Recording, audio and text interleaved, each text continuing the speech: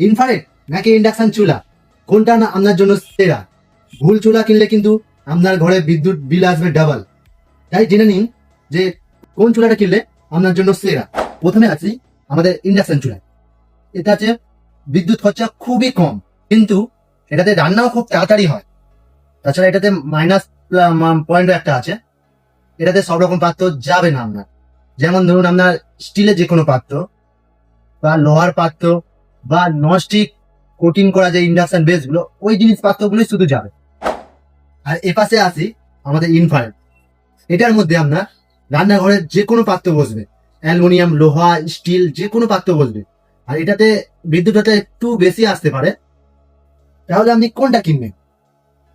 যদি বা ইনফ্রারেড নেন, এটার মধ্যে আপনার সব রকম পাত্র যাবে, আর নতুন পাত্র কেনার কোনো ঝামেলাই থাকবে না।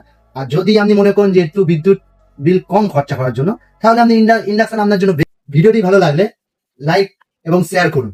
আর এমনই রিভিউ পাওয়ার জন্য আপনাকে প্রয়োজনীয় রিপেয়ারিং সেন্টার চ্যানেলটি সাবস্ক্রাইব করে রাখতে হবে।